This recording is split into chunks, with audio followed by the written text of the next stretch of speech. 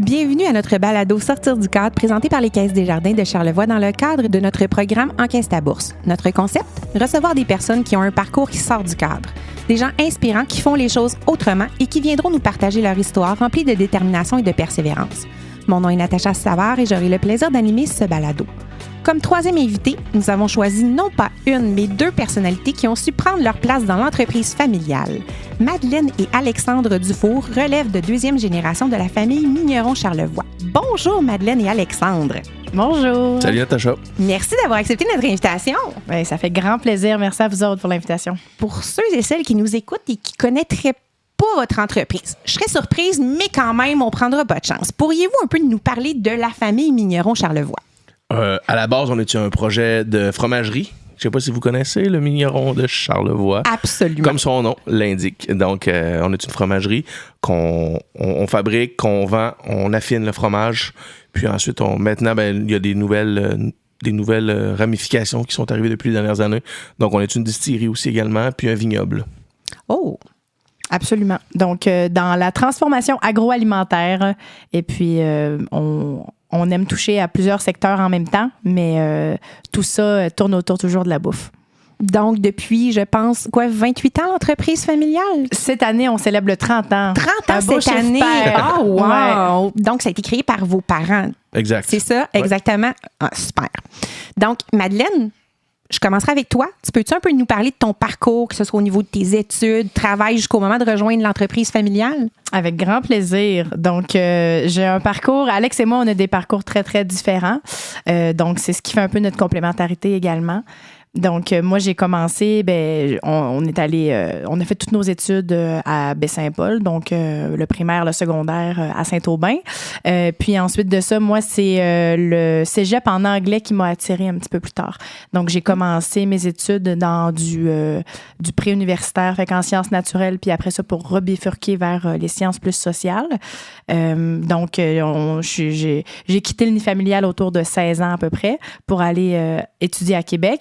Puis ensuite de ça, c'est la psychologie qui m'a attirée comme secteur d'études. Donc, je voyais plus la psychologie au sens large et non comme pour apprendre un métier finalement, là. Okay. Donc, j'ai vraiment comme approfondi cette discipline-là pendant un bac à l'université Laval, puis un tout petit peu aussi à Paris dans le cadre de mes études. J'ai eu la chance de bouger un peu puis de visiter ce beau coin du monde-là.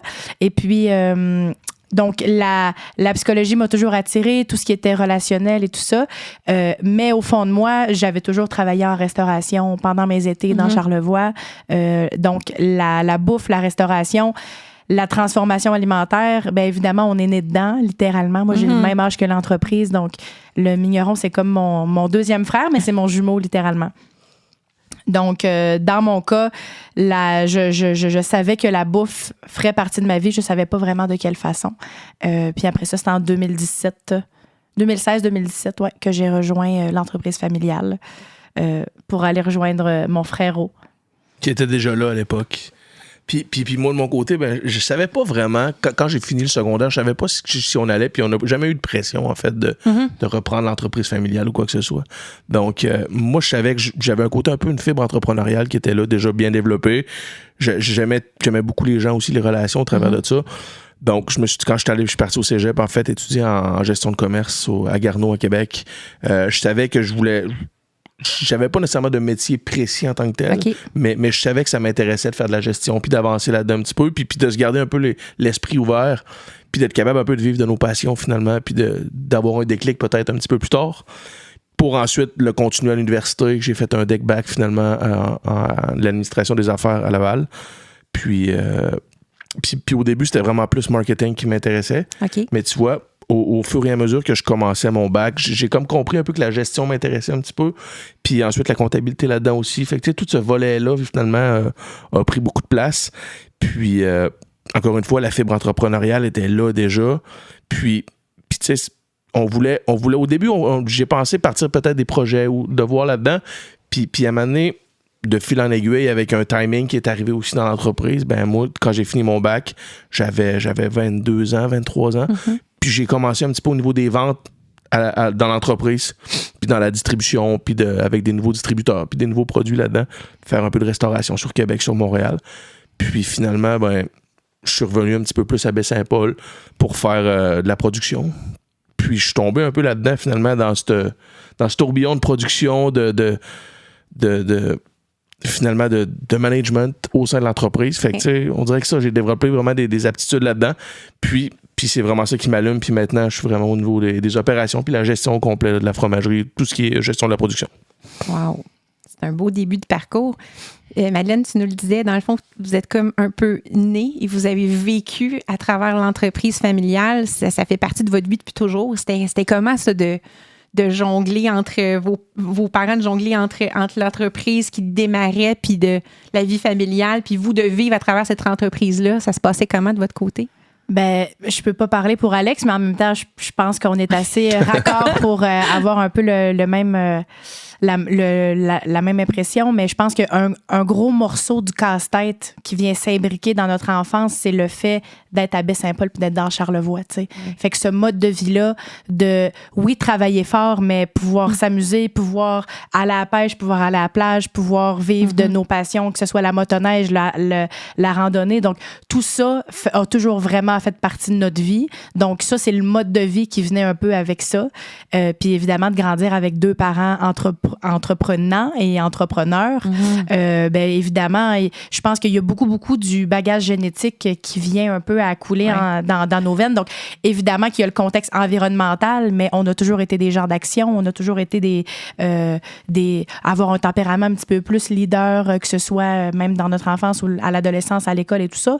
Fait que je pense que ce contexte-là entrepreneurial, de voir nos parents parler avec d'autres entrepreneurs aussi, puis être stimulés par des projets, s'impliquer que ce soit dans des conseils d'administration dans la région, donc vivre de leur passion aussi. Je pense que tout ça, finalement, c'est de voir des parents heureux puis investis d'une passion, puis un peu peut-être même d'une mission des fois. Je pense que c'est ça qui est le plus motivant quand tu es enfant. Puis ça, tu l'absorbes. C'est pas comme si tu l'analyses quand tu grandis là-dedans. Mais après ça, plus tard, tu dis, hey, mon Dieu, je me levais avec des parents qui avaient le feu dans les yeux. Oui, absolument. Fait que je pense que ça, c'est le bagage après ça qui nous est resté. Les gestes sont plus forts que la parole en tant que telle. C'est ce que vous avez vu de vos parents tout le long de votre enfance puis qui vous a inspiré pour plus tard. Je trouve ça vraiment le fun. Quand on a des parents qui ont démarré une entreprise, qui sont partis de rien, puis dans le fond, nous, comme enfants, vous arrivez dans tout ça, comment on arrive à prendre sa propre place, à se distinguer autant auprès de vos collaborateurs que des employés, tu sais, sans prendre votre propre place. Vous avez cette fibre-là, mais vous êtes quand même différent de vos parents. Fait comment vous êtes arrivé à prendre votre place dans l'entreprise? Je pense que par rapport à nos tempéraments respectifs, ça se fait un peu naturellement. Okay. Veux pas, il n'y a pas nécessairement de plan de match qui se fait. Puis je pense que c'est probablement la meilleure façon de faire, en tout cas par rapport à nous. Veux pas, il y a une transition qui se fait. Puis, tu sais, à Mané, l'équipe suit. Nous autres, ça va bien parce qu'on a des employés qui sont là depuis quasiment une vingtaine d'années, trentaine d'années maintenant. Des employés fidèles. Qui sont là depuis le début, tu sais. Fait qu'on a une nouvelle garde aussi également qui suit, mais on a la chance justement de pouvoir, tu sais, d'avoir pu mettre des choses en place graduellement. Puis, tu sais, c'est pas nécessairement de faire une coupure de franche non plus, tu sais. Absolument. C'est pas, tu te lèves pas un matin puis tu dis, c'est plus la même gestion, c'est plus le même. Nos parents ont été là. Puis, on a fait une passation graduelle. On a toujours eu cette liberté-là aussi de pouvoir faire des actions. Puis concrètement, quand on était sur le plancher ou quand dans le respect aussi de toute l'équipe qui était là en place, mais on avait des idées, on amenait des nouvelles méthodes de faire aussi. Puis ça a toujours été super positif, bien accueilli, tu sais. Donc, ça s'est fait vraiment naturellement puis graduellement. Je pense que c'est... Puis quand tu as un poste... puis que tu prends des responsabilités en direction, je pense que puis quand tu es entrepreneur dans la vie... il y a un des premiers deuils que tu fais, c'est que tu n'auras pas le contrôle parfait. Quand même que la ligne, tu la traces, là, ben, il faut que tu sois à l'aise de vivre avec puis que les gens vont avoir des attentes envers toi. Toi, il y a ton bout de chemin à faire aussi à l'intérieur. Fait que tout ça, nous autres, on se dit, quand il y a du respect, que l'intention, elle vient de la bonne place, puis que tu es là, puis que tu bosses, puis que tu te réveilles le matin, puis que tu travailles, ben ça ne peut que solidifier la cohésion d'équipe. Puis la cohésion d'équipe, que tu sois boss ou que tu sois sur le même pied d'égalité ou de responsabilité que le reste de ton équipe, je pense que faut toujours que tu fasses tes preuves de toute façon, que tu sois nouveau dans un cadre d'entreprise ou de toute façon, intrinsèquement, tu veux être approuvé de ton équipe, tu veux que les gens te considèrent comme un des leurs. Donc, puis nous, on a eu la chance que la plupart d'entre eux nous ont vu grandir aussi. Fait que c'est comme si on avait comme toujours été l'un des leurs. Puis après ça, ben, tu fais tes preuves en tant que gestionnaire puis en tant que décideur. Puis des fois, tu te trompes, puis tu l'admets, puis que tu recommences. Puis à chaque fois, ben, tu gagnes en respect, puis tu gagnes en responsabilité. Puis en crédibilité, j'imagine. Exactement. Madeleine soulève un bon point. Ça reste que ça passe beaucoup par la communication, finalement. Déjà, puis le leadership, c'est pas nécessairement juste par donner des ordres ou ça reste que c'est beaucoup dans l'esprit collaboratif puis d'amener une bonne idée, une bonne idée à la fois, puis des fois soulever des petits points, des irritants. Moi, c'était beaucoup ça souvent, j'essayais de régler les irritants, des fois des choses qui sont faites comme ça depuis des années parce que c'est comme ça, puis that's it. Ben, déjà, quand tu prends un leadership pour régler des petits dossiers ou des petits points, ben, ça montre que finalement, tu as à cœur ce que le membre de ton équipe fait. Puis, ben, ça te permet justement d'acquérir ce leadership-là tranquillement. Effectivement. Il y a déjà quelqu'un qui m'a dit le leadership, c'est pas quelque chose que tu prends, c'est quelque chose que les employés te donnent. Complètement. Fait que ça vient bien résumer qu'est-ce que tu viens de dire. C'est clair. Puis Alex a mis le doigt sur quelque chose de super important aussi, que t'as bien beau penser que c'est une montagne, mais c'est littéralement des roches qui sont placées, tu sais. Puis il n'y a aucun changement qui est à échelle astronomique. C'est vraiment les changements, puis ce qui fait le succès, c'est chaque morceau que tu vas placer au quotidien, chaque changement, parce que pour voir la pointe de l'iceberg, ça veut dire qu'il faut qu'en dessous, ça soit solide, efficace, positif, puis que ça roule rondement, tu sais. Absolument. Puis on a eu la chance aussi d'évoluer dans une entreprise qui a plusieurs tâches, plusieurs jobs à l'interne. Donc, ça fait de nous autres des gestionnaires aussi qui sont compréhensifs un peu de tous les aspects finalement de l'entreprise. Que ce soit, je me mets dans la position où est-ce que j'aurais fait juste de la boutique, par exemple, ou juste de l'agrotourisme toute ma vie à faire de la caisse ou d'être là tout le temps. Oui. Ben, à un moment donné, quand tu vas être pris au sérieux par les gens de la production, si tu n'en as jamais fait, ben des fois, ça arrive qu'il peut y avoir des petites différences d'opinion, des petites divergences là-dessus. Mais tu sais, Madeleine, autant que moi, on s'est promené de poste en poste dans l'entreprise familiale aussi, dans notre jeunesse, à travailler à l'extérieur. Mais tu sais, moi, autant que j'ai travaillé à faire la traite avec les animaux quand j'avais 16, 17, 18 ans, autant que j'ai fait de l'emballage, autant que j'ai fait de la fabrication des fromages. Fait que, tu sais, à un moment donné, quand t'arrives puis tu parles avec l'équipe qui est en place, ben ils savent déjà que, même si t'as pas fait la job pendant 3 ans de temps ou 4 ans de temps, c'est aidé, mais déjà, on parle le même langage puis on a déjà une complicité sur certaines choses, tu sais. Parce que, veux pas, ça reste que dans la même journée, autant tu peux parler avec un VP achat chez Costco ou chez GA ou chez Maxi, peu importe. Ben, autant tu magasines des pièces pour le tracteur. Tu sais, ça reste que, ça touche à tout, dans une journée. Fait que t'as pas le choix d'être multifonction puis de pas rester avec des œillères là-dedans, tu sais. Puis, dites-moi, de travailler au quotidien avec sa famille, ça se passe comment? Ben, en fait, si tu prends la décision d'être dans un cadre familial, c'est que tu acceptes que ça va être ultra familier. Donc, la confiance, elle est là. C'est ça, je dirais, le plus gros atout parce que tu as l'impression que tu as le même bagage historique, tu as les mêmes référents. Tu n'es pas obligé de traduire ta pensée, tu sais. Tu le sais que quand on regarde quelque chose, on voit potentiellement la même chose, tu sais. Fait que cette base-là, en relation d'affaires, c'est un tremplin qui est immense. C'est pour ça qu'on voit souvent des histoires de succès de des couples ou des familles. C'est vraiment parce que c'est des maillons de confiance vis-à-vis deux voisins, même si les personnes se connaissent très bien, c'est impossible d'avoir 100% un peu la même vision. Donc ça, c'est le plus gros atout. Puis ensuite, ben, je pense que notre plus beau défi, c'est d'avoir encore le goût de se voir le vendredi soir. Tu sais, là, à soir, on enregistre le balado ensemble, puis après ça, on a le goût d'aller prendre un verre de vin puis manger des huîtres, tu sais. Fait que ça, c'est le plus beau gage d'un succès, ou des huîtres ou un bégard, là. Oui, c'est ça. Le spectre est très vaste, là. Mais je pense que c'est de mettre des bûches dans la relation puis que de rien prendre pour acquis. Mais c'est sûr que c'est ultra complexe. C'est pas comme un collègue de tous les jours. Des fois, on se prend pour acquis un peu, puis on se dit il va se défâcher parce qu'il n'y a pas le choix, c'est mon frère. Mais non, il faut quand même prendre soin des relations, là. Encore plus même. Ben, parce qu'en plus, on sait sur quel bouton peser. Là, si on veut que ça saute, là, on le sait. Hein? Il faut faire attention aussi. C'est facile aussi. Un matin que t'as le goût, si ça va moins bien ou quoi que ce soit, ben, t'as pas besoin d'attendre bébé longtemps. Si tu veux que la marmite elle saute, tu sais sur quel piton peser. C'est pas compliqué, tu sais. Quand t'es plus jeune, tu le fais par amusement, mais là, les conséquences rendues un petit peu plus vieux, ben là, c'est sûr c'est un petit peu plus comme grave. En âge adulte, là, c'est un petit peu différent. Puis ça reste que, tu sais, on l'a vécu avec deux parents qui étaient ensemble, qui sont un couple en affaires aussi, tu sais. Puis nous autres, ben, on est un peu un couple finalement, sauf qu'on vit dans 2 maisons séparées. Avec moi, j'ai ma conjointe.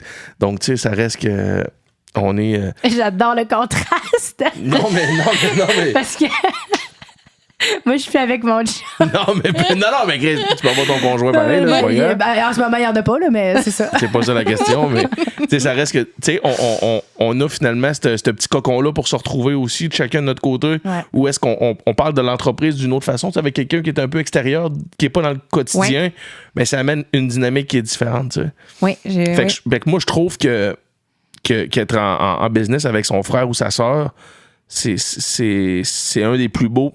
Je pense pas que j'aurais fait ça avec ma blonde, moi, partir en affaires nécessairement. On peut avoir des projets, on peut avoir des trucs, mais gérer des aussi grosses décisions puis des business comme ça, c'est pas évident en couple non plus. Parce qu'il faut que tu sois capable de faire une transition avec les enfants puis tout le. Puis la soupape est vraiment importante aussi. Puis tu as mis le doigt sur quelque chose que d'avoir son équilibre familial aussi à part, qui est un petit peu indépendant de ça. Absolument. C'est quand même précieux, tu sais. Fait que ça, on l'a. Puis, tu sais, en même temps, là, tantôt, tu demandais c'est comment travailler ensemble, mais on a travaillé avec nos parents aussi. Ben oui. Ça, c'est complexe parce que parfois, bien évidemment, je pense que ça, c'est le clash un peu plus intergénérationnel et ou expérience versus audace, appelons-le comme ça, là, pour ne pas faire de grandes généralisations, mais ça reste que c'est assez contrastant, surtout quand tu es dans un mode décisionnel puis que c'est toi qui as les mains sur le guidon. Tu te dis, bon, ben une autre personne avec les 2 mains sur le guidon aurait peut-être pris un virage différent. Puis là, toi, tu te dis, ouais, non, c'est ça ira pas comme ça. Fait que c'est quand même complexe, mais encore une fois, quand ça se passe dans le respect puis quand ça se passe avec empathie, que tu es capable de te mettre dans la position de l'autre, ben on voit pas pourquoi ça fonctionnerait pas, puis ça fonctionne très bien. Puis dans certains modèles, ça marche aussi que 2 générations cohabitent pendant des années et des années sur de la gestion, puis chacun a son rôle dans l'entreprise. Mais pour nous, le modèle, on est des personnes avec un tempérament. Ça dépend beaucoup du tempérament, finalement, de la personne, autant du cédeur que du repreneur. Là, puis on est des gens de caractère aussi. Fait que nous, on a commencé comme ça, mais on n'aurait pas été l'adjoint de nos parents pendant des années. Ça n'aurait pas pu marcher comme ça. Fait que on rentrait dans l'entreprise familiale, on voulait avoir le volant, les 2 mains sur le volant, comme Mado l'a dit. Puis nos parents nous ont fait confiance aussi là-dedans. On a cette chance-là qui est inouïe, finalement, que peu de jeunes repreneurs ont aussi. Absolument. Que nos parents aient eu l'audace, finalement, de nous dire. Ils ont été audacieux de lancer le projet il y a 30 ans. Mais c'est un autre pari de laisser les mains sur le volant aux enfants. Aux enfants directement.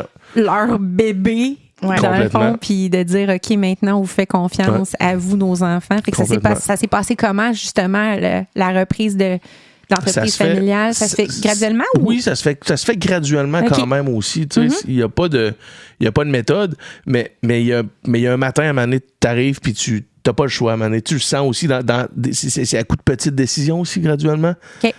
Que, tu sais, à un moment donné, que tu mets ça à ta main aussi. Je pense que c'est au niveau des opérations, ça. Au niveau des... Puis je pense que quand Madeleine est arrivée, en fait, dans l'entreprise, moi, j'étais là depuis déjà quelques années, mais toi, c'est quoi, 2018? 2017, quand on a lancé le projet de la distillation. Oui. Après ça, on avait amené les gars des Faux Bergers qui s'en venaient travailler avec nous autres sur le site. Fait que, il y avait comme une refonte de tout le volet agrotourisme aussi qui s'en venait. Donc, ça a été des moves qu'on a initiés avec nos partenaires. Puis ça a été comme un peu le début de la transition. Finalement, c'est vraiment là où est-ce qu'on a pris vraiment la balle au bon, finalement, là-dedans. La relève du volet migneron et tout ça, mais en y amenant votre propre touche puis vos propres idées dans cette entreprise-là pour la faire évoluer. Exact. Puis je pense que c'est par ces nouveaux projets-là satellites qui étaient un peu comme, c'est ça, des projets annexés à la fromagerie. là où on avait notre leadership 100%. Puis ensuite de ça, c'est peut-être ça qui nous a donné la confiance aussi, puis l'aisance de plonger après ça dans la plus grosse machine, qui était une fromagerie quand même avec son expérience. Absolument. Puis ensuite de ça, ben ça nous a donné la confiance de prendre le leadership pour tout le reste. Fait que c'est un peu ça. Exact. Puis tu sais, ça reste qu'on apprend beaucoup sur le tas aussi. Tu sais, tantôt, tu nous parlais de la formation. Moi, j'ai fait des cours de gestion. Tu sais, j'avais une belle base là-dedans. Mais quand je suis arrivé dans le monde, dans le vrai monde, là, j'étais seul et tout nu. Là, j'avais pas grand-chose. Là, tu sais. J'avais une liste de prix, j'avais un nom de famille puis une liste de prix. Là, tu sais, c'est tout ce qui me restait, tout ce que j'avais. Fait que tu bâtis un peu au fur et à mesure tes connaissances là-dedans. Le nom de famille, une fois sur deux, il te nuit ou il te rend service, mais il amène des attentes ou whatever dans ça. T'sais. Finalement, il t'amène pas grand-chose. Là, oui, effectivement.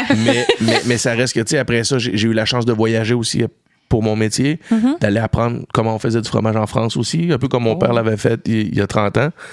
Donc, tu sais, on est parti, on a bossé, on a fait des formations par après, puis cette soif de connaissances-là, on l'a toujours eu, tu sais. Tu sais, que ce soit à l'école, moi, disons que j'étais peut-être un peu moins propice dans un cadre un peu plus autoritaire, mettons. Oui. Fait que, tu sais, là, j'ai toujours un petit peu eu cette difficulté-là à me placer là-dedans. Tu sais, j'ai réussi à bien fonctionner quand même, mais le côté entrepreneurial, cette liberté-là un peu de choisir, de donner des directions, puis ça nous amène aussi un esprit analytique aussi, le côté entrepreneurial, là, de des fois... Puis ça, tu vois, ma blonde, des fois, est un peu tannée, là, mais tu sais, on suranalyse un peu trop. Même si quand tu pars en vacances, ben, t'es à quelque part, t'analyses c'est quoi le modèle, c'est quoi le setup, tu sais, puis tu poses des questions au gars. Le gars, des fois, tu sais, t'as beau être n'importe où, tu sais, dans le monde, tu poses des questions, puis là, tu sais, de quoi tu te mêles, tu sais. Sauf que des fois, c'est plus fort que nous. On analyse le modèle, comment ça fonctionne, les employés, tu sais, comment ça fonctionne, l'embauche, puis après ça, la mise en marché. Tu sais, c'est toutes des choses qui nous passionnent aussi, tu sais. Vraiment. Qu'on se compare ou qu'on se compare pas, finalement, on est curieux de savoir comment ça fonctionne. Fait que ça nous amène justement à avoir cette... c'est ça, cette... Ouais. Puis j'ai l'impression que quand on est jeune, quand on est adolescent, puis qu'on se fait demander... On parle beaucoup de choix de carrière, tu sais. Tellement. Puis moi, on dirait que on a tellement été drillés que genre... Tu vas à l'école pour apprendre un métier, mais finalement, t'apprends certains trucs que tu mets dans un coffre à outils. Tu vas-tu t'en servir? Tu vas-tu pas t'en servir? Ça t'appartient à toi, tu sais. Absolument. Parce qu'après ça, un travail, c'est aussi avoir une raison de se lever le matin puis de se dire « Hey, mon Dieu, ça fit tellement avec moi, genre, d'avoir cette relation-là avec l'autre ou pas. » Après ça, j'ai-tu des responsabilités? J'ai-tu envie que demain, je vais savoir ce que je vais faire? Est-ce que, tu sais, fait que ça va tellement plus avec le tempérament de chacun versus le tempérament et les goûts et finalement la mission de chacun. Parce que même si on est un morceau dans une équipe je donne un exemple d'une très grande entreprise ou quoi que ce soit, tu as l'impression que parce que tu fais telle tâche ou tu vas faire de la soudure sur un petit truc, t'es pas... Mais chaque morceau de l'équation est tellement important, tu sais. Oui. Fait que le choix de carrière, finalement, c'est d'approfondir ce dans quoi tu es passionné. Puis après ça, ben, du travail, là, finalement, quand on dit qu'on est passionné par les communications, là, des communications, là, le spectre, il est vaste en tabarouette parce que tu peux communicationner ou communiquer pour finalement des trains ou tu peux le faire pour littéralement du sable, tu sais. Fait que c'est comme... Absolument. Je sais pas pourquoi le train et sable me sont sortis, mais c'est tellement vaste. Fait que, tu sais, nous autres, je pense que le plus beau cadeau qu'on a dans la vie, on est très, très, très chanceux parce que c'est comme si c'était un tailleur sur mesure qu'on a pour nous autres. Parce que d'être entrepreneur, c'est ça, c'est de se faire une job sur mesure pour soi, pour ce qu'on aime, pour ce dans quoi on performe aussi. Puis après ça, ben, il y a des lacunes, puis on n'a pas le choix de passer par certains trucs aussi. Mais c'est ça, je pense, la plus belle des chances qu'on a. Parlant de lacunes, si tu avais un défi à me nommer, ton plus grand défi que tu as eu? Il y en a plein. Ben, c'est de passer... En fait, moi, j'ai peut-être plus ce cerveau-là, justement, très, très verbal. Tu sais, je suis vraiment née dans ce contexte-là, mettons, de service à la clientèle, de service après ça. Tu sais, finalement, tout ce qui est... Ça, pour moi... Les langues, donc tout ce qui concerne, par exemple, le fait d'entrer en relation avec quelqu'un, c'était pas quelque chose de complexe pour moi. Par contre, de m'asseoir puis de monter un chiffrier Excel puis que mon projet soit tête, disons que ça fait pas partie des projets qui me font lever le poil sur le bras. Mais pour qu'on aboutisse quelques mois plus tard à ce que j'aime, je passe par là, puis là, j'ai une grande satisfaction. On développe de la satisfaction à travers ces étapes-là aussi, puis avec les années, tu sais. Donc, tout ça, c'est des fois des chemins qui sont nécessaires, des passages obligés, mais tu finis par trouver de l'amour pour ce genre de lacunes-là, puis tu te découvres à travers ça aussi. À cette heure, littéralement, je suis abonnée sur mon Instagram à des... tu sais, ils appellent ça de l'humour Excel, là, fait que genre des... Plus je suis comme, voyons, je suis dégueulasse, tu sais. Jamais j'aurais cru ça. J'ai pas pantoute cette pensée-là, genre... analytique. Peut-être un peu moins mathématique, mais le diagnostic, par exemple, il va venir très clair. Fait que analytique, oui. Ingénierie, oui. Physique, chimie, 100%. Mais est-ce que je vais avoir de la passion pour... Mais en fait, oui, à cette heure, j'ai de la passion pour les chiffres, tu sais. Fait que pour les donner, pour les analyser. Absolument. Parce que tu sais que ça va t'amener probablement à ton objectif final qui est de monter un projet XYZ. Tu sais que ça fait partie intégrante de ce que tu as besoin. Puis de récolter des données, ça vient donner des lignes. Finalement, c'est un outil pour tirer une conclusion, pour prendre une meilleure décision. Fait que tout ça, finalement, vient vraiment s'imbriquer. Fait que de mon bord, ça serait peut-être ça. Mais c'est toujours un work in progress en bon français. Moi, de mon côté, c'est un peu plus compliqué. Je réfléchis encore un petit peu là, en même temps. Qu'est-ce que je pourrais améliorer? Non, c'est pas vrai, c'est une blague. Moi, je m'attarde aux détails des fois, au processus trop. Que je regarde des fois pas assez la finalité d'un projet, mettons. Tu sais, je vois une ligne d'embouteillage, whatever. Tu sais, je vais trop me concentrer des fois sur des petits détails que je veux que ça fonctionne sans nécessairement voir la perspective. Fait que c'est pour ça que j'ai comme pas le choix des fois de pas toujours trop être sur le plancher au niveau des opérations day-to-day parce que nous autres, il y a beaucoup de tâches routinières, répétitives aussi dans l'usine, tu sais. Fait que des fois, quand je m'attarde trop à du perfectionnement de sous-tâches, ben là, je perds complètement mon focus sur la grande photo, finalement, de l'exécution, mettons, tu sais, le grand projet, tu sais. Fait qu'il faut que je sois capable un peu de laisser aller aussi par rapport à ça. Puis lâcher prise. Ben oui, lâcher prise, puis comprendre que tout sera pas nécessairement parfait. Puis même si tout est... Moi, j'aime ça quand c'est fait. Quand j'ai une idée, il faut que ça soit fait là.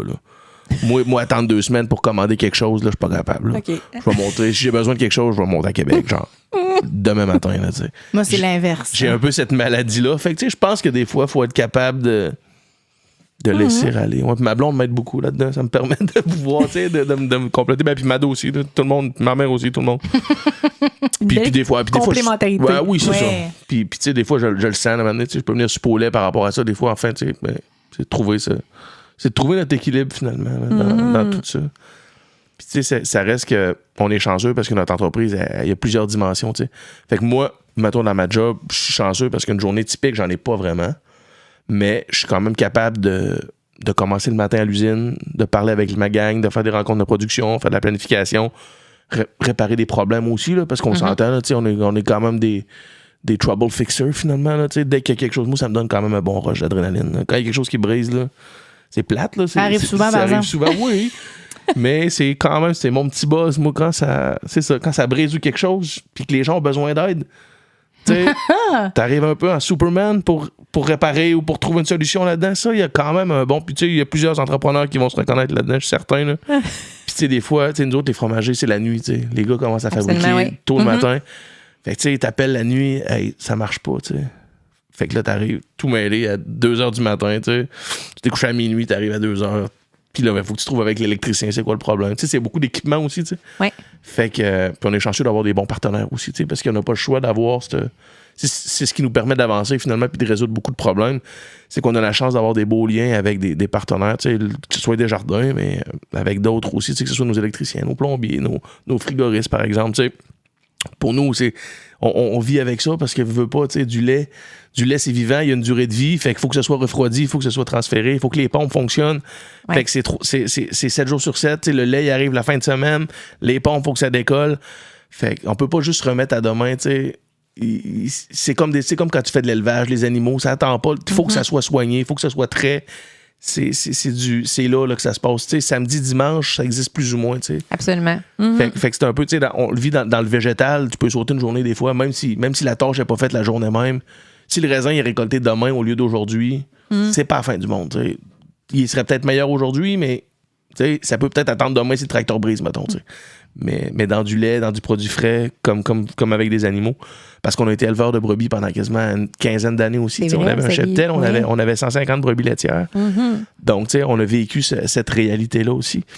Donc, c'est ça vient avec de l'adrénaline aussi, puis de la liberté. C'est vraiment ça, finalement, je pense, qui nous stimule là-dedans. Puis on est curieux, puis on est passionné de tout. Fait qu'on aime, on fouille, on cherche, on se découvre des nouvelles passions là-dedans. Puis on va chercher de l'information. Moi, j'aime beaucoup apprendre aussi, tu sais. Fait que des nouveaux métiers là-dedans, on développe beaucoup de nouvelles passions, finalement. Puis au fil des projets que vous avez mis sur place, c'est ça, c'est que vous en apprenez justement tout le temps. C'est pas là ce qui vous stimule là, aussi le plus. Là. Tellement. Puis je pense que quand on était jeunes, des fois, on avait ce sentiment-là. Je pense que c'est quelque chose qui est notable maintenant pour la nouvelle génération, qui est plus en quête ou à se demander qu'est-ce qu'ils vont faire dans la vie. Nous, quand on était jeunes, c'est comme si, mettons, dans Charlevoix, il y avait peut-être un peu moins d'options. Parce qu'on va appeler un chat, tu sais. Après ça, si tu voulais aller à l'université, il fallait que tu bouges. Tu sais, si tu voulais avoir tel genre de métier, il fallait définitivement que tu sois en ville ou, tu sais, il y avait plus d'opportunités. Mais écoute, tu sais, moi, il y a une de mes passions dans la vie, ça a toujours été d'avoir un regard politique, tu sais. Puis, par notre métier, on s'implique notamment sur des associations, entre autres avec les distilleries du Québec. Puis finalement, je me suis découvert une passion pour tout ce qui est... pas une passion parce que c'était une nécessité par rapport à de la changement de réglementation, par exemple. Fait que, tu sais, je m'implique à décortiquer. Puis ça fait partie un peu de mon quotidien. Mais tu m'aurais dit, quand j'étais adolescente, à Polyvalente à Saint-Aubin, hey, ça se peut que tu ailles faire des représentations à l'Assemblée nationale, mais que tout ça, tu le fasses de ton ancrage à Baie-Saint-Paul, puis que c'est ça qui te donne une voix encore plus, puis que... Mais tu m'aurais dit ça v'là 20 ans ou v'là 15 ans, jamais je t'aurais cru parce que finalement, il y avait peut-être moins ces opportunités-là en région. Alors qu'aujourd'hui, tu te rends compte, tu fais « mon Dieu », que ce soit par le télétravail ou que ce soit par la stimulation, par évidemment le numérique et tout ça, les ponts sont immenses avec toute la planète. On fait des projets à Baie-Saint-Paul, puis le lendemain, on va vendre de l'eau de vie à New York, puis on va vendre du vin, puis on va vendre des fromages. Puis fait que tu peux avoir ton ancrage ici, mais rêver grand. Donc, ça, c'est quelque chose que le temps nous a apporté. Nos parents avaient des grandes aspirations, mais ils n'étaient pas... il n'y avait pas eu autant d'opportunités, par exemple, que nous dans les années 2020. T'sais.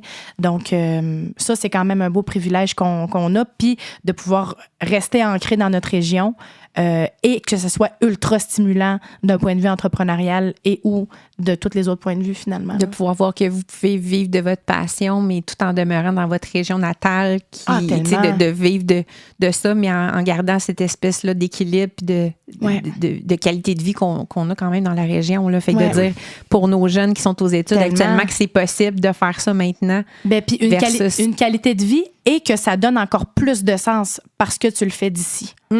Fait que parce que finalement, tu vas peut-être te dire, hey, moi, je vais prendre position pour un changement que j'oserais demander pour demain. Puis que moi, c'est ça que je souhaiterais pour l'avenir de ma profession ou quoi que ce soit. On veut s'impliquer que ce soit pour la pérennité de notre agriculture, pour la transformation agroalimentaire. Mais tout ça, ça prend un sens parce qu'on est ancré ici. Quand même que tu aurais des aspirations agroalimentaires puis que tu es au centre-ville à Montréal, oui, tu as des privilèges pour aller dans les bars à vin puis c'est vraiment nice puis tu peux aller au bar à vin à tous les soirs si tu veux. Mais tu n'auras pas ce sens-là, le ground, comme on dit, là, ces racines-là, ça prend du sens quand tu le vis dans ta région. Quand tu le vis au quotidien. Là. Exactement. Je trouve vraiment que comme entreprise, vous avez vraiment des belles valeurs d'économie sociale responsable, d'économie circulaire.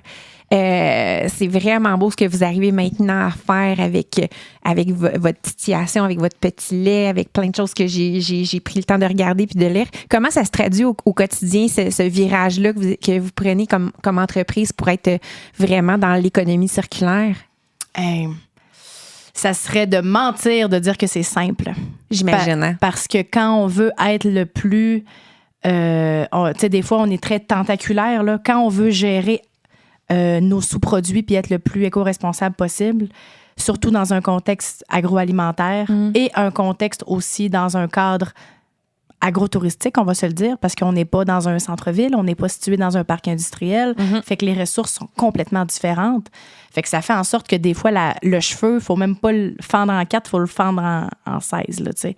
Fait que ça demande énormément de réflexion il y a beaucoup d'embûches, mais la fierté puis la satisfaction qui va s'en écouler va être d'autant plus gratifiante, je pense. Puis en fait, ça reste que cette économie circulaire-là, je veux pas te couper, là. Vas-y. Permets-moi. Donc, mais ça reste que c'est une finalité pour nous de récupérer puis de pouvoir justement boucler la boucle avec des produits. Tu sais, notre mission, finalement, nos parents, là, c'était de mettre en marché, mettre en valeur, finalement, des produits locaux, tu sais. Puis de transformer du lait dans Charlevoix puis de faire un produit final. Puis une valeur ajoutée au produit, tu sais. On le fait au niveau du fromage, on le fait au niveau du vin. Puis ça reste que la distillation, il y a un côté aussi pécunier à ça aussi, tu sais, monétaire. Ça reste que tout ce volet éco-responsable fait du sens s'il est rentable aussi d'une certaine façon. Pour nous, c'est ce qui fait la différence, tu comprends? Ça vient, tu sais, on calcule souvent, nous autres, nos rendements en fonction du coût par litre de lait, tu sais, qu'on achète. Mais ton lait que tu payes, si t'en jettes, tu sais, parce que le petit lait, c'est 90% qu'on se libère à peu près, tu sais. Sauf que, finalement, si tu vas récupérer le maximum que tu peux aller chercher de ta ressource, sans surexploiter non plus la ressource, il y a toujours un peu de cette dualité-là entre les deux, puis d'être juste correct, tu sais. Mais il faut que ce soit rentable aussi, puis ça assure finalement cette rentabilité-là. Puis c'est la petite couche, puis c'est la petite finition finalement qui vient peaufiner. Parce que produire pour produire, ça reste que, j'allais dire, tout le monde est capable de faire ça, là. Pas exactement, là, mais il y a beaucoup de monde qui sont capables de produire pour produire. Mais ça nous intéresse moins. Mais c'est pas le modèle, nous autres, qui nous intéressait, tu comprends? Puis c'est pas juste de faire une croissance puis du développement à tout prix puis d'arriver, mais d'être capable de le faire raisonnablement dans un contexte où est-ce que les ressources sont les mieux utilisées. Parce que ça reste que des ressources, on n'en a pas tant que ça. Que ce soit des ressources financières, d'une chose, des ressources matérielles, des ressources humaines aussi, finalement. Fait que veut pas, chaque tâche doit être faite de la meilleure façon pour nous, puis de valoriser finalement chaque étape du processus. C'est un peu rendre hommage finalement à la matière première. T'sais. Justement, Alexandre, tu viens de parler de rentabilité. On reste que je fais partie de Desjardins. Donc, t'as le cœur tatoué vert. J'ai le cœur tatoué vert, le volet financier. Fait que ça m'amène à mes deux petites questions financières de mon balado. Comme entreprise, justement, qui souhaite évoluer, qui veut... Tu sais, dans le fond, comment on arrive à garder un équilibre entre l'investissement dans l'entreprise puis garder cette certaine rentabilité-là, puis une espèce de coussin financier pour les moments où est-ce qu'il y a une machinerie qui brise. Puis ça, comment on arrive à équilibrer tout ça au niveau de la croissance de votre entreprise? Tu vois, le défi est là, c'est la croissance. Finalement, tu as des entreprises qui ont des super beaux projets, des super beaux produits, mais qui ont un peu trop la pédale de gaz, finalement, qui est facile. Ouais. Fait que quand tu commences puis tu as un succès, parce que nous, ça a été un peu ça, finalement, avec le Migneron, on se remet dans les années 95, dans les années 90, on était un des seuls fromages québécois, il n'y en avait pas autant. C'est vrai. L'avènement de cette nouveauté-là sur le marché, les producteurs de lait qui faisaient des publicités, des fromages d'ici, on a parlé tantôt à Montant, qui sont les plus belles publicités puis les plus gros budgets marketing au Canada, avec les publicités de Cossette qui faisaient des coups de circuit année après année après année. C'est de trouver cet équilibre-là. Puis on a un peu le même côté que nos parents, tu sais. Ils auraient pu dire, eux autres, on bâtit une usine, puis on s'en va, puis on investit des millions, puis on repart. Mais ils ont été vraiment comme un escalier, finalement, étape par étape.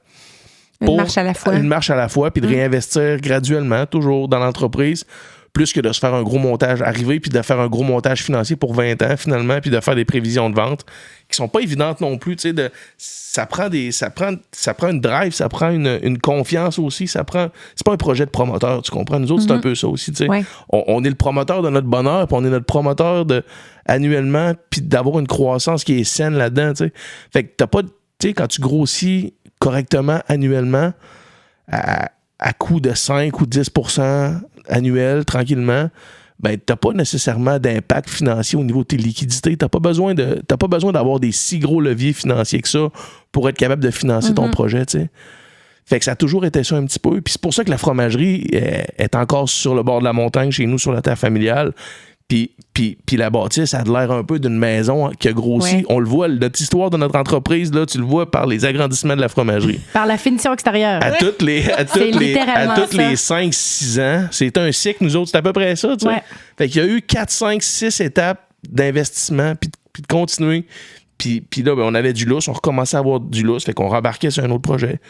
Puis c'est un peu ça, tu sais. Finalement, notre dernier projet date de 2017 avec la distillerie. Puis là, actuellement, on est déjà sur un autre projet pas de nouveaux produits ou de nouveaux projets, mais de consolidation des acquis aussi. Fait qu'on investit sur notre bâtisse, sur nos équipements aussi beaucoup.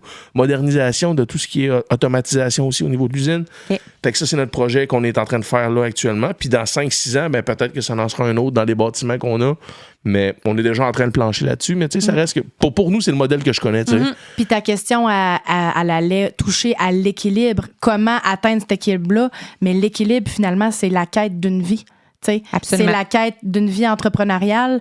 Il y a une forme d'entrepreneur qu'on appelle peut-être un peu plus mégalo, des gens qui vont voir immensément grand, immensément vite. Ces gens-là, merveilleux, ils sont là pour une raison, ils frappent dans le tas, ils parlent fort et tout ça. C'est merveilleux. Ces gens-là, on en a besoin dans un écosystème. Mais nous, on est plus dans un profil peut-être un peu plus observateur. On y va vraiment... On n'est pas des gros gamblers. Oui, je comprends. Fait que les personnes sur qui on mise, c'est nous autres, notre équipe, puis notre goût, puis ce qui se passe dans la bouche. Puis à partir du moment où tout ça vient à atteindre un équilibre intéressant, bon, ben, on est-tu capable de prendre une petite marche? On veut-tu la prendre? Parce qu'une taille d'entreprise, on parlait de la qualité de vie tout à l'heure, la taille de l'entreprise, une saine gestion financière et tout ça, ben tout ça, c'est des facteurs qui viennent impacter directement ta qualité de vie. Fait que tu dis, bon, ben on veut-tu prendre une prise de risque immense pour les 20 prochaines années ou finalement on veut être, OK, ben peut-être qu'on n'arrivera pas à se payer, il faut pas être voisin gonflable en entreprise. Hein?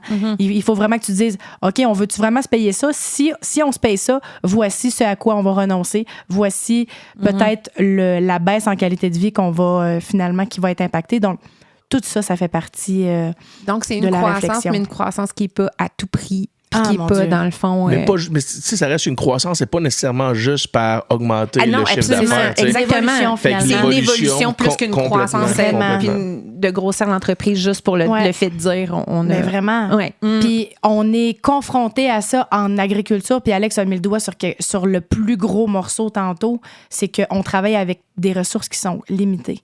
Ouais. Donc, on pourrait, c'est pas comme par exemple du numérique ou finalement du non tangible. De l'agriculture, là, tu travailles à 4 pattes, puis ça va pousser, puis tu vas avoir une récolte, ou tu vas aller traire un animal, puis cet animal-là, ben, il va avoir sa vie, il va falloir qu'il mange. Donc, ce sont des ressources qui sont limitées, on les a en pleine face. Donc, nous, en tant que, évidemment, producteurs agricoles, mais aussi transformateurs, notre job, c'est de se dire, j'ai-tu fait tout ce que je peux pour maximiser chaque intrant?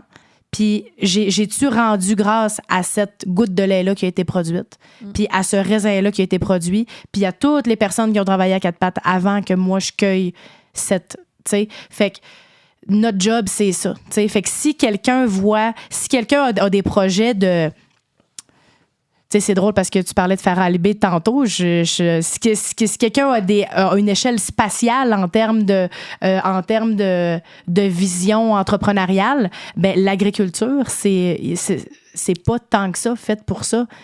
On parle pas d'un plancher des vaches pour rien. C'est que on est littéralement inscrit dans notre environnement, puis on n'a pas le choix d'être à l'écoute de l'environnement. Puis vous êtes dépendant de plein de facteurs. On est dépendant d'absolument la récolte, ben ici une année, il n'y a pas de pluie ou il y a trop de pluie, ou c'est tous des éléments, des facteurs qui viennent qui sont à prendre en considération dans ce que vous produisez. Là. Puis ça reste que dans le fromage, on peut pas non plus juste dire on produit, parce que ça vient avec des grosses chaussures, des grosses pointures à porter. Parce que nous, veut pas, c'est une gestion finalement de l'Agence canadienne d'inspection des aliments. Fait que nous, la traçabilité est immense là, par rapport aux produits. Dans le monde de l'inspection, là, ici au Canada, tu as les pharmaceutiques, puis ensuite, t'as le lait, là, tu sais. Le lait, c'est réglementé. C'est un seuil médical, là. Chaque goutte de lait qui est pasteurisée, ça prend des chartes, ça prend des équipements qui sont étalonnés, qui sont vérifiés, qui sont certifiés par des compagnies qui viennent pour ça. Donc, tu sais, on a toujours cette rigueur-là. On peut pas juste dire qu'on produit 2 fois plus cette année ou qu'on achète 2 fois plus. Puis, tu sais, nous autres, on gère... Ce qui nous excite aussi beaucoup, c'est de gérer notre processus de A à Z. Ouais. Fait que, tu sais, le camion de lait qui est arrivé aujourd'hui, là, il y avait du lait de la ferme Pérou à Baie-Saint-Paul qui était là. Les Bouchards qui sont là. Ben, les Dufour à Fraserville qui nous ont livré du lait. Ouais. Tu sais, ça reste que... Ça arrive, ça repart. Nous, on réceptionne le lait. On va le traiter. On va fabriquer du fromage avec. On va l'affiner pendant des mois. 45, 50 jours pour du mignon. On va en parler à notre client en pleine face quand il va venir cet été à la boutique. On va l'emballer, ce fromage-là. On va l'expédier. On va parler avec notre courtier, savoir les promotions, comment est-ce qu'on s'enligne. On va le vendre chez Costco, par exemple. T'sais. Mais c'est le camion, il part d'ici puis il s'en va dans leur entrepôt. Là, on gère notre processus de A à Z. T'sais. On n'est pas une entreprise qui gère une étape d'un processus. Ouais. De la manufacture, mais de la conception de produits de A à Z, de partir de matières premières agricoles, de lait finalement qui est réfrigéré, qui est une matière qui est vivante, là, qui a une date de péremption. Tu peux pas garder du lait pendant 3 semaines. Là. Le lait, il est transformé, nous autres, c'est 24 heures. Là, fait que ça rentre, ça sort. Fait que vous êtes dans tout le processus.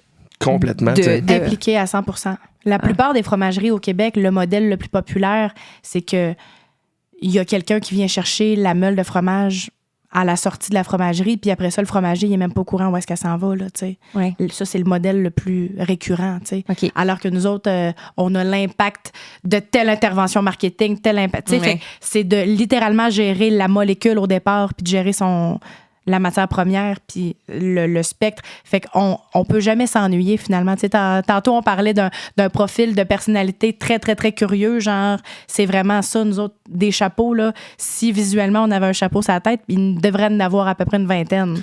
Quand tu disais là, que c'était le fit parfait là, dans... C'est vraiment ça. C'est vraiment ça. Tu sais, le vin, tu travailles tout l'été au champ pour produire un raisin que tu vas transformer, mais tu fais un embouteillage par année. C'est une réalité qui est différente par rapport à la fromagerie que tu fabriques pratiquement 5 jours sur 7. Ouais. Nous, c'est 5 jours à l'usine. Mais au niveau du vignoble, justement, tu travailles toute l'année pour une récolte, que tu vas fabriquer des vins, tu fais les vendanges pendant 2 semaines et demie. Les vins vont être dans des cuves pendant tout l'hiver, vont faire leur fermentation tout doucement. Mais c'est un autre beat, tu sais. C'est un tempo qui est différent. C'est un tempo qui est plus lent. T'sais, c'est quelque chose qui est au rythme des saisons. T'embouteilles au printemps. Les tracteurs, tout l'hiver, sont serrés. Tandis que dans la fromagerie, c'est un feu roulant. C'est en continu à l'année. T'sais. Fait que ça amène 2 tempos, ça amène deux visions un peu d'affaires aussi au travers de ça, qui sont quand même assez complémentaires, je dirais, là-dedans. Parce que l'été, nous autres, c'est notre grosse saison. Sauf que les choses sont bien parties. On est chanceux d'avoir une équipe en place qui est exceptionnelle, puis qui sont des gens d'expérience, des gens qui veulent travailler, puis qui connaissent leur job aussi. Fait qui ont une expérience, puis qui ont un leadership, puis qui ont qui ont de l'implication finalement.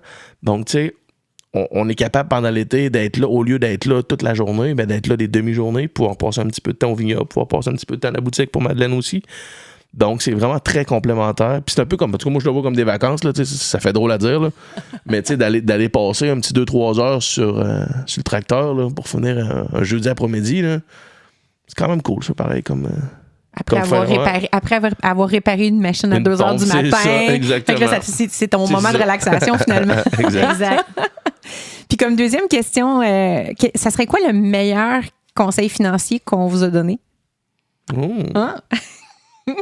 C'est une grande question. Oui, hein? Grande question. Je sais pas si c'est moi, je pense que j'en aurais un bon, moi, quand même. Tu sais, c'est drôle parce qu'on a notre courtier qui s'appelle Denis, qui travaille avec nous autres depuis une 15aine d'années, qui a son agence, elle, lui, de vente, tu sais. Puis qui me dit tout le temps. Fait que là, on est en augmentation de prix cette année. Un 2,5 à peu près % d'augmentation de prix cette année. Puis Denis, on se challenge sur les idées. Tu sais, Denis doit avoir à peu près 65 ans, à peu près. Puis on jase beaucoup, tu sais. Puis il nous coach aussi. Il était là dans le temps de nos parents aussi. Okay. Fait qu'il fait la transition, lui, tu sais, là-dedans. Puis il nous aide énormément. Puis il m'a dit dernièrement, justement, tu sais, Alex, il Il dit, arrête, là, tu sais, avec des crises de pourcentage. C'est ça qu'il m'a dit, tu sais. Il dit, tu vas pas à la banque avec des pourcentages, tu vas à des banques avec de l'argent, tu sais. Fait que, tu sais, au niveau, à un moment donné, dans le sens qu'il faut pas non plus trop, tu sais, faut se faire confiance, puis il faut que ça se passe bien aussi, tu sais. Madeleine parlait tantôt là, de chiffrier Excel, mais, tu sais, la business, ça se passe yeux dans les yeux aussi, tu sais. Absolument. Fait que, tu sais, un conseil financier, je pense que c'est là aussi, tu sais, c'est beau de calculer, mais c'est de trouver justement cet équilibre-là, justement, entre les deux. D'avoir un. Puis il n'est jamais trop tard non plus pour s'éduquer aussi, tu sais, au niveau financier, là, de lire, d'apprendre, puis d'en discuter avec les gens. Puis je pense que ça devrait, tu sais, puisqu'on sait que c'est beaucoup tabou au Québec de parler d'argent, là. Ouais. Mais, tu sais, honnêtement, nous autres, on en parle, tu sais, que ce soit, à peu importe c'est quoi l'échelle, finalement, tu sais, juste d'enlever un peu un tabou là-dedans, je pense, là, tu sais. Oui, c'est vrai qu'on a beaucoup ça comme tabou au Québec. Les gens sont... Oui. Puis c'est pas nécessairement de montant, tu comprends? C'est pas obligé de parler de montant, mais juste de dire un peu comment est-ce que... tu sais, puis chacun a sa tolérance au risque, chacun a sa tolérance au... Absolument. Fait que, tu sais, ça, c'est propre à chacun, tu sais. Il n'est jamais trop tard, puis jamais trop tôt pour parler C'est exactement ça, ouais. d'éducation financière, à mon avis. Puis c'est ça, exactement. Fait que, c'est vraiment ça. Puis moi, souvent, je le mets en relation tout le temps direct avec notre culture québécoise de s'alimenter, d'acheter une bouteille de vin, d'acheter un morceau de fromage. Parce que moi, quand les gens viennent à la boutique, on l'a en pleine face, leur réaction. T'sais. Moi, il y a des gens qui me disent « Hey, payer 24 une bouteille de vin, hey, vous êtes pas gênés, nous charger ça, tu sais. » Puis je dis « Mon cher monsieur, sachez que à ce prix-là, là, tout le monde fait ses sous. Sachez que parce que en agriculture puis dans l'alimentation, c'est directement lié à un coût. Est-ce qu'il y a eu un coût des matières premières qui a été respecté? Est-ce que le coût environnemental a été respecté? Le coût humain, le coût des ressources? Si, par exemple, vous achetez une bouteille à 2 € en France, là, dites-vous qu'il y a quelqu'un qui l'a payé la facture. Ouais. C'est-tu parce que le gouvernement donne des subventions? C'est-tu parce que les employés sont sous-payés? C'est-tu parce que l'environnement a été littéralement rincé aux produits chimiques puis que la productivité est dans le tapis? Donc, sachez que quand on se donne un système d'autarcie en alimentation, puis qu'au Québec, par exemple, ben, la botte de salade qui pousse au Québec, ben, voici combien elle coûte versus celle qu'on va avoir importée du fin fond du Mexique. C'est merveilleux. On a besoin d'un écosystème qui est riche et vaste et c'est important de comprendre le coût derrière chaque ingrédient. Mais la première chose qu'on va dire aux clients à la boutique, c'est quand vous achetez votre morceau de fromage, regardez c'est quoi le premier ingrédient. Si c'est marqué lait, ben vous allez comprendre que le fromage va être un petit peu plus cher. Si le premier ingrédient, c'est matière laitière modifiée, ça veut dire que c'est fait avec de la poudre et non avec du lait. Fait qu'il y a un coût rattaché à tout ça. Puis nous, le coût, finalement, notre gage, notre saut de qualité, c'est que... Puis en contrepartie, on a des gens qui viennent littéralement de Montréal pour acheter tous les fromages qui sont dans le comptoir, puis ils disent, mon Dieu, que c'est pas cher. Puis on dit, hey, en ce moment, vous payez le vrai prix chez le producteur. Si c'est rendu chez vous, ça veut dire qu'il y a peut-être 1, 2, 3 personnes qui ont été obligées de travailler en plus de nous autres pour que ça se rende chez vous. Fait qu'il faut comprendre le coût des choses.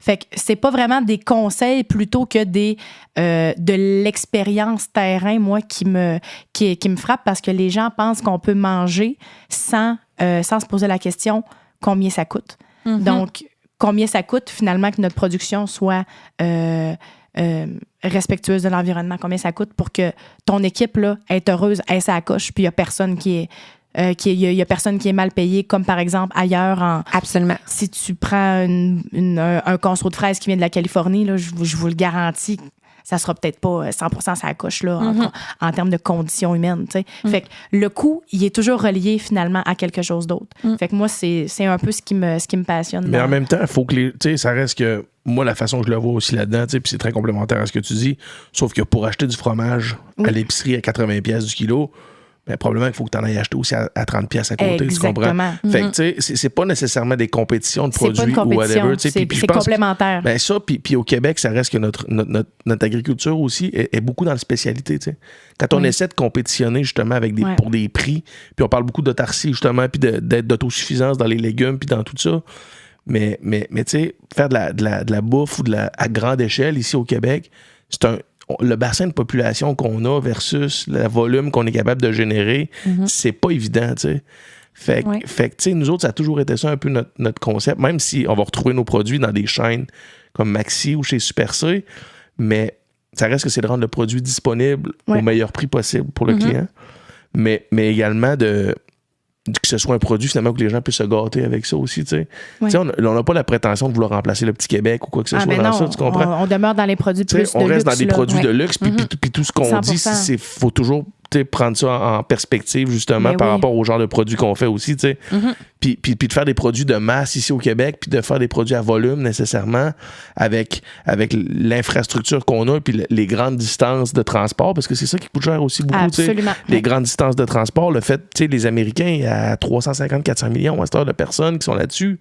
C'est pas le même affaire. C'est pas pareil que ce qui se passe au Canada ici, là, tu sais. On est dans des dynamiques qui sont complètes. Puis en Europe, c'est la même affaire, En Europe, t'as la population puis la proximité, imagine. Ah oui, effectivement. Fait que c'est pas pour rien que l'agriculture, elle est dense et peu chère. Absolument. Ça reste qu'à un moment donné, on est voué un peu, je pense, au Québec, à toujours payer un petit peu plus cher pour nos produits. Tu sais, on n'a pas le choix. Je ne sais pas si on est capable d'avoir des produits ici. Finalement, c'est juste de comprendre un peu l'architecture derrière le prix qu'on va voir sur une tablette à l'épicerie. C'est juste de comprendre. Si on comprend comment notre produit est fabriqué, puis dans quelles conditions il est fabriqué, je pense que la majorité des gens vont dire OK, ben là, je paye pour ça, puis je suis prête à payer pour ça. Puis tu sais, ça. C'est ça. Puis qu'en même temps, c'est parfait, justement, d'avoir certaines fromageries qui sont plus industrielles, puis qui vont faire certains produits qui sont moins chers, parce que le day-to-day au quotidien, c'est beaucoup plus de ces fromages-là qui vont passer dans les paniers d'épicerie, puis c'est normal. Comme Alex disait, dans l'écosystème, ça prend de tout ça. Donc, ça prend un vigneron par-ci, par-là pour se gâter sur ton plateau de fromage, mais ça prend aussi ta petite mozzarella que tu vas manger à tous les jours. T'sais. Que tu vas manger avec un plat du jeudi soir. Exactement. C'est ça prend de tout. Puis tout ça, c'est parfait, mais je pense le plus important, c'est de se poser ces questions-là, puis qu'au moins, on développe cette curiosité-là, finalement. De ce qui se cache derrière une étiquette. Puis quand je vous écoutais parler tout à l'heure sur votre entreprise, j'ai l'impression que comme PME, vous devez un peu toucher à tout. C'est ça, avoir une PME en 2024 au Québec? Définitivement. Ouais. Mais il y en a qui vont quand même vraiment se spécialiser aussi, là, tu sais. Mais vous autres, vous avez choisi de quand même toucher à pas mal tous les secteurs de votre entreprise pour... Oui. Puis je pense que c'est aussi ce qui nous passionne. Comme on le disait, c'est comme... Je pense que c'est à force de prendre un petit pas de recul, tu te dis, mon Dieu, bon, mais ça, est-ce que je le confie à quelqu'un? Parce que des fois, c'est complètement logique. Des fois, il faut prendre un petit pas de recul pour en prendre un autre, pour en prendre deux vers l'avant, tu sais. Puis tu te dis, bon, mais ça, serais-tu capable de le confier à quelqu'un? Puis tu te dis, mais j'aime ça. Fait que pourquoi? OK, je serais pas expert dans tout, mais je vais essayer d'être au moins bon dans tout, tu sais. Puis à partir du moment où t'aimes ça, le jour où t'aimes plus ça, ben tu peux te poser la question. Puis il faut dire qu'on habite sur place aussi, tu comprends? Fait que, pour nous autres, de venir réparer un trouble, moi, je vais en 4 roues à côté, ça me prend 1 minute, puis je pars de mon salon, puis je m'en vais à l'usine, tu sais. Fait qu'on touche à tout, ça fait une énorme différence. Tu sais, commencer à appeler quelqu'un qui s'en vient, puis tu peux pas tout avoir, là, dans le fond, là, tu sais. Tu vas être multitâche, mais tu sais, c'est soit que tu payes, ou c'est soit que tu prends le temps de le faire, tu sais. Puis je pense que ça reste quelqu'un qui a moindrement un petit peu de curiosité maintenant, aujourd'hui, avec tous les outils qu'on a, il y a moyen quand même de développer certaines compétences sans être un spécialiste. Absolument. Mais au moins de faire le troubleshooting, puis de trouver c'est quoi un peu le problème. Puis après ça, tu peux faire venir un technicien ou tu peux te réparer, comme ça, en cultivateur, là, mettons un coup de taille rap puis un peu de marette, puis tu t'organises pour être capable de te repartir tout de suite. Mais après ça, tu peux faire venir quelqu'un, mais c'est important de le faire parce que si tu fais venir quelqu'un à toutes les fois que tu as un problème, ben, tu vas tout le temps avoir quelqu'un qui va être là, tu sais. Fait que ça reste que, tu de trouver justement. Puis on a pensé au début, tu sais, est-ce que ça vaut la peine d'habiter à l'extérieur, d'être à 10-15 minutes de l'entreprise, tu sais, parce qu'on a vécu, nous autres, avec nos parents qui étaient là, tu sais. Sauf que là, la croissance fait en sorte que l'entreprise est de plus en plus grosse aussi depuis les années, tu sais. Puis là, ben, mais c'est ça, tu sais. Vous avez choisi tous les deux d'être à proximité de votre entreprise. Pour l'instant, peut-être qu'un jour, ça sera différent, tu comprends? Oui. Mais ça nous ressemble, tu sais. C'est ça le truc, c'est que ça nous ressemble. Puis encore une fois, le tailleur, on l'a fait sur mesure. Puis, tu sais, Alex parlait de l'ingénierie ou de la mécanique ou tout ça. Ça, c'est en même temps, il y a, encore une fois, il y a bien des fromagers qui se concentrent juste sur ça. Puis qu'après ça, ils font juste, par exemple, du fromage frais. La majorité des fromageries au Québec vont faire du fromage en grains. C'est ça qu'ils vont faire. Ils ne font même pas d'affinage, même pas de, tu sais. Fait que ça reste qu'après jour 2 de ton fromage n'est plus chez vous. Fait que c'est une réalité qui est complètement différente. Nous, on n'a même pas de fromage en grains à gérer, tu sais. Fait que ça veut dire que ce fromage-là, on va vivre avec. Il va rester chez nous. Après ça, en plus, on s'occupe des ventes. Puis en plus, on veut faire de l'agrotourisme. Puis en plus, tu sais, fait que c'est comme tout ça, c'est bien des métiers différents. Je pensais que tu allais dire en plus, il faut être payé. Parce que c'est ça que tu allais dire. C'est bien beau vendre. Ah, aussi. C'est ça. S'il y avait des personnes là, qui nous écoutent là, avec le balado puis qui aimeraient peut-être ça, se lancer en affaires ou participer activement à l'entreprise familiale, mais qui n'osent pas, qu'est-ce que vous aimeriez leur dire? Oh! Je pense que moi, je vais parler pour moi. Là. Ouais. Reprendre l'entreprise familiale, si Madeleine n'avait pas été là, je pense pas que je l'aurais fait le projet comme je le fais là. Okay. Fait que je pense que l'important, c'est de bien s'entourer. Ouais. Puis de prendre le temps aussi. Mon père dit tout le temps d'apprendre à marcher avant de courir, finalement. T'sais. Fait que je pense que c'est comme les conseils de sage un peu. Là. C'est con, tu vas me dire. Là. Mais c'est de s'entourer finalement avec des gens en qui tu as confiance, de te tenir au courant de ce qui se passe, d'être curieux, de t'informer par rapport à ta comptabilité. Par rapport, souvent, les gens vont être dans le produit énormément. Ils vont fait que, à un moment donné, il faut que tu te concentres aussi. Puis c'est drôle, nos parents étaient très complémentaires là-dedans. Notre père, lui, il écrivait à dictée, puis notre mère la corrigeait en arrière, tu sais. Sauf que pour corriger, il faut que tu sois capable de l'écrire, tu sais. Absolument. Fait que, tu sais, puis après ça, la dictée, il n'y a plus de faute dedans, puis là, après ça, t'es capable d'écrire un livre après, tu sais. Puis nous autres, c'est un peu ça, finalement, c'est de prendre le livre puis de le mettre un peu à notre main. Puis, tu sais, c'est de... Tu sais, le volet entrepreneurial, finalement, de créer son entreprise versus reprendre une entreprise aussi, tu sais. Il y a beaucoup d'entreprises qui n'attendent que ça aussi, d'être reprises aussi au Québec. Puis même dans Charlevoix, on en connaît plusieurs. T'sais. Fait que les gens qui veulent se lancer en affaires, qui veulent être autonomes, ben, je pense que dans les prochaines années, il y aura des belles opportunités qui vont se présenter à eux aussi, qui vont pouvoir investir. C'est sûr que c'est du temps. Là. C'est sûr que c'est énormément de temps. Puis si tu calcules ton taux horaire, là, c'est pas bon. Calcule pas ton taux horaire, là, c'est vraiment pas bon. Faut que ce soit une passion. Faut que ce soit une passion puis que t'aimes ça. Puis que ça te ressemble.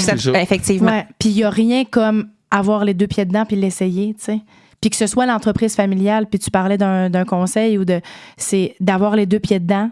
Comment tu te sens t'es-tu capable de te projeter à court terme, à moyen terme? C'est-tu l'entreprise familiale ou t'es dans une entreprise en ce moment, là où tu travailles, puis tu te dis, bon, mais les propriétaires, ils n'ont pas de relève. Je m'imaginerais-tu, moi, apprendre un peu leur bagage, puis essayer de poursuivre cette entreprise-là? Fait que tout ça, puis à quelque part, il y a tout le temps, c'est vraiment quétaine que je vais dire, mais il y a tout le temps une voix qui te dit, si t'as la boule dans la gorge, puis que tu te réveilles, puis que t'es pas heureux, d'habitude, c'est un très bon signe.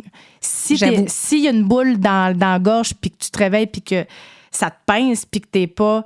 puis que tu te couches le soir, puis que tu as une boule, puis que ça te pince, peut-être que t'es pas à bonne place. Mais si tu te dis, mon Dieu, j'ai l'impression d'avoir du vent en dessous de mes ailes, là. J'ai l'impression que ça me ressemble, je pourrais être ailleurs, n'importe où sur la planète, à faire autre chose, puis je serais pas plus heureuse que ça. Ça, d'habitude, c'est pas pire signe. Ça, d'habitude, ça ment pas. C'est quand même des bons conseils. Puis après ça, d'être capable de gérer un peu ses émotions là-dedans, parce qu'en entrepreneuriat, c'est toujours des petites victoires puis des petites défaites aussi, tu sais. Ouais, à tous les jours. Fait que tu sais, tu peux pas, tu sais, faut que tu célèbres tes victoires, puis il faut que tu sois capable tout de suite après ça d'avoir d'être assez équilibré aussi, tu sais. Tu sais, des fois... Puis d'apprendre des coups durs, d'apprendre aussi, puis d'être capable de gérer ça. Parce que si t'es tout le temps si ça t'affecte énormément, faut que tu sois capable, tu sais, d'avoir une stabilité, je pense, là-dedans. Puis moi, puis Mad, on l'a beaucoup, tu sais, ce niveau-là, finalement, de pas avoir, tu sais, que ce soit des grosses victoires ou des grosses défaites, ou, tu sais, de toujours essayer quand même d'être assez... Pas neutre, là, parce que c'est poche en crise de dire ça, là, d'être neutre, là, mais... C'est ça, de se garder une... De tout prendre avec un grain de sel, finalement, puis d'essayer de garder confiance. D'aplatir la courbe. Ouais. Puis, tu sais, tantôt, je disais sentir que t'es tellement bonne. Mais la plupart de ta journée... Ah, tu sentiras pas ça. Tu sentiras pas ça. C'est que tu vas te réveiller le matin, tu vas te dire, hey, j'ai ça à faire. Mais ça se peut qu'à un moment donné, il y a une lueur de 10 secondes dans ta journée que tu te dis, hey, tabarouette, ça, c'était hot. Ça, je suis content, je suis fière, je suis à ma place. C'est toutes des petites victoires, tu sais, c'est pas grand-chose des fois. C'est des mini-moments, mais tu sais, on a tous besoin de travailler. On a tous besoin. C'est inévitable. C'est inévitable. À moins finalement d'être genre dans la famille royale en Angleterre. Là. Puis même à ça, eux autres, j'imagine qu'ils ont de la pression pour faire du bénévolat ou je sais pas quoi. Ils ont sûrement d'autres choses. Ils ont sûrement d'autres choses à gérer. Oui. Mais on a tous besoin à peu près de faire un 40 heures pour vivre, pour pouvoir avoir un toit puis manger. Là. Fait que aussi bien le faire dans un secteur qu'on aime. Mm-hmm.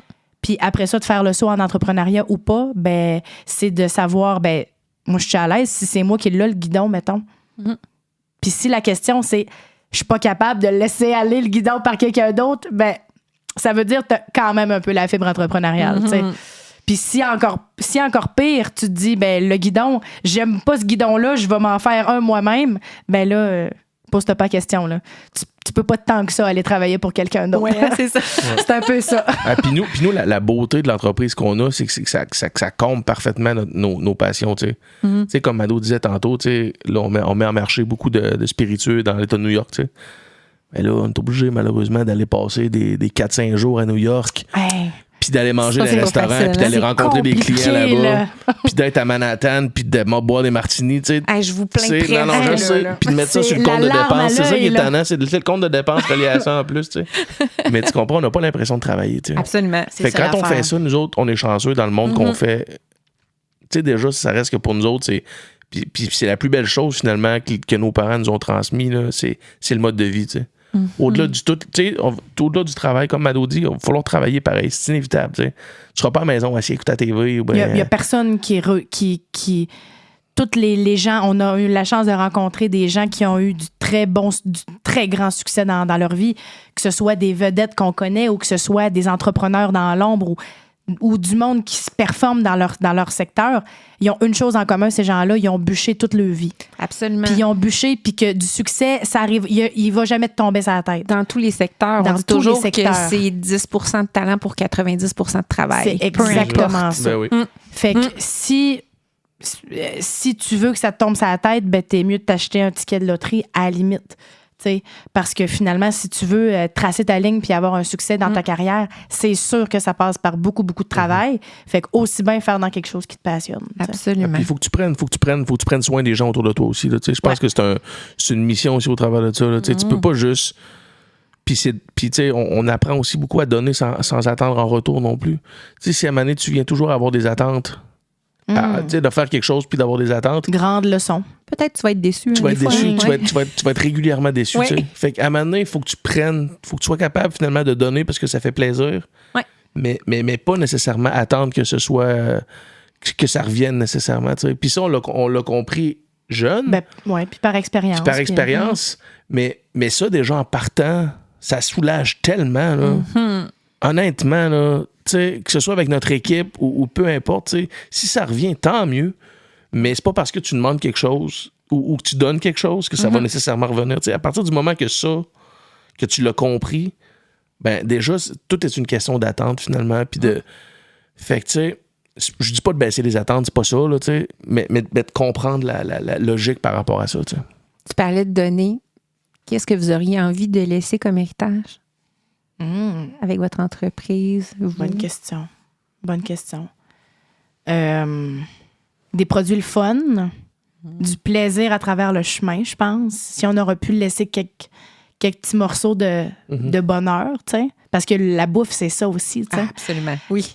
Finalement, la clientèle à qui on parle, c'est des gens qui sont des gourmands, Des épicuriens. des épicuriens. Ouais. On est ce monde-là aussi, tu sais. Fait que d'avoir laissé des beaux moments pour triper autour d'un morceau de fromage ou une belle recette ou quoi que ce soit. Puis une agriculture moderne aussi.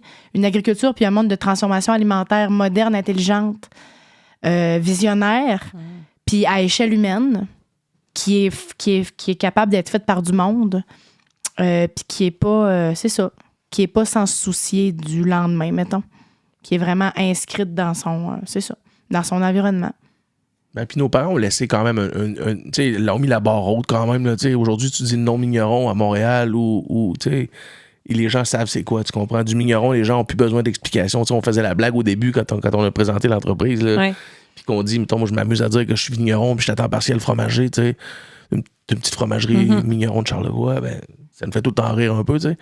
Mais le nom Migneron, je pense pas qu'on sera capable de claquer un coup de circuit comme ça, comme ce nom-là a été fait, tu sais. Mais je pense que de le mettre à notre main, avec tu sais, de le faire d'une façon correcte, puis de le faire, de le mettre, tu sais, c'est ça, de le moderniser un petit peu, puis de le mettre prêt justement pour les prochaines générations. Tu sais, je sais pas ça va être quoi, tu sais, moi j'ai un petit gars, puis je sais pas si lui il va reprendre nécessairement l'entreprise ou quoi que ce soit. Puis c'est même pas nécessairement ça le but ou l'héritage qu'on veut nécessairement laisser, tu sais. Ça peut vivre, mais c'est des grosses questions quand même. C'est des belles réflexions. C'est des belles réflexions, ouais. Puis vous avez beaucoup, puis je pense que c'est quelque chose aussi qu'on a beaucoup en 2024. Tu sais, on est en perpétuel changement, on ne se le cachera pas. Il faut toujours comme penser l'avenir autrement. Ouais. Comment on fait ça dans une entreprise, dans une PME à Baie-Saint-Paul, de penser toujours l'avenir autrement puis de se réinventer au quotidien? Ben écoute, nous autres, on a commencé notre carrière entrepreneuriale avec une pandémie quand même. Fait que, tu sais, ça reste que on prend rien pour acquis, tu sais. Ouais. Fait que j'ai l'impression que, mettons, le désavantage que la génération de nos parents ont eu, c'est que tout était tellement à faire. Si tu voulais avoir une entreprise avec 70 personnes qui travaillent dans l'équipe, c'est faisable parce que les CV, ça abonde. Et puis, tout le monde se cherche une job. Et puis, tout le monde veut partager un projet. Alors qu'aujourd'hui, ben, les ressources sont de plus en plus limitées. Le temps est une ressource limitée. Donc, tout ça fait que nous, c'est comme si on a commencé nos premiers pas de bébé repreneur avec déjà des limitations, tu sais, des limitations en espace. Que tu vas afficher pour une job, ben, tu vas peut-être avoir quelques candidatures, mais ça va pas non plus courir les rues tant que ça. Là. Donc, j'ai l'impression que c'est peut-être... ça fait déjà partie un peu de notre ADN de se débrouiller. Puis, de toute façon, quand tu es en PME, il faut que tu sois créatif. Il faut que tu ne pourras jamais marcher exactement dans les mêmes trails que tout le monde, tu sais. Le contexte, là, à l'extérieur de la boîte, là, c'est vraiment... C'est la définition même de la description de tâche. Là.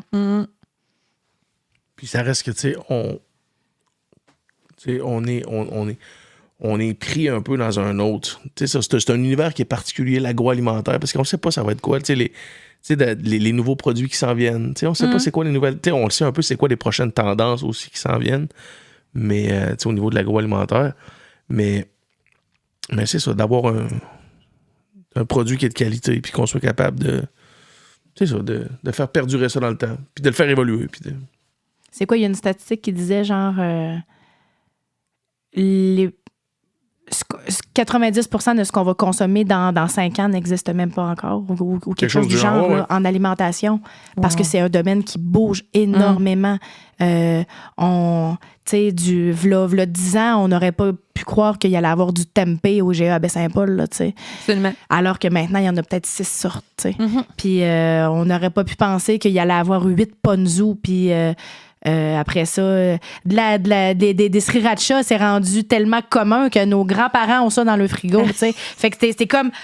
Ça bouge à une vitesse immense. Fait que c'est de se dire, bon, ben il faut que je garde cet esprit-là de modernité. Comment je fais pour perdurer dans le temps?